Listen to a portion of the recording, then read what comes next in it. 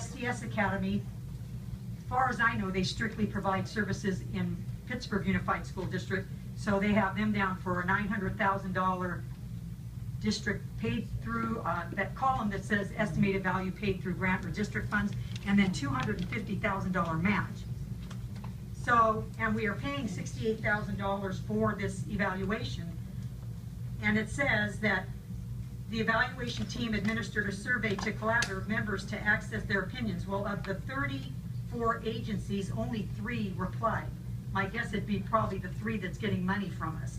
So when the collaborative is so far off, I don't believe anything that's in this evaluation, which makes it useless. So I would like the board to consider getting another evaluating agency to do this report so we could get more accurate information.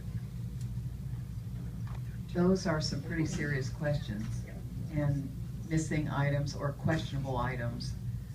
So what's the consequence on should this be tabled, withdrawn for this board meeting? I mean, I heard the questions as quite serious. My only question would be, and I don't know the answer to this, is whether the SES has a requirement. I know they have a requirement to be an SES provider, that they have the STS Academy. Oh, I'm looking at to be an after-school supplemental educational service, SES supporter. It's the one, it's actually an after-school program in Pittsburgh, run by Jim Kraft, the STS Academy. Okay, and I'm speaking to the docket summary. Is that what it's? Yeah, speaking to the supplemental education services that they're looking at, and that is where we are then entitled to be a provider for these after-school services. And so with the supplemental educational services, they do ask that we have pre and post tests and some parts of evaluations. That being said, I believe that we could pull this item to bring back to at least June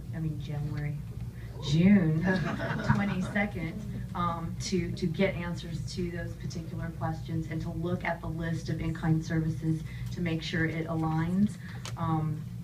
But I don't want to miss the deadline that we would need to be a provider of those SES services. So in this case, I would certainly support that recommendation at this time to bring back that information, but it is something that we do need to act upon, is my understanding this year, because of the SES providership.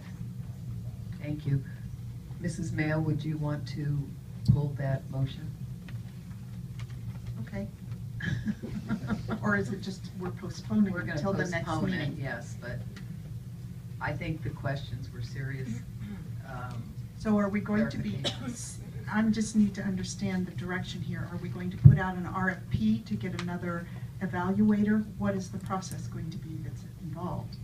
I can share that my direction will be to go back and to look at the list of our in-kind providers to make sure that the document that we have is correct. If we already have an evaluation that has looked at this, we can certainly go back to that evaluator to say, you missed this, we need information on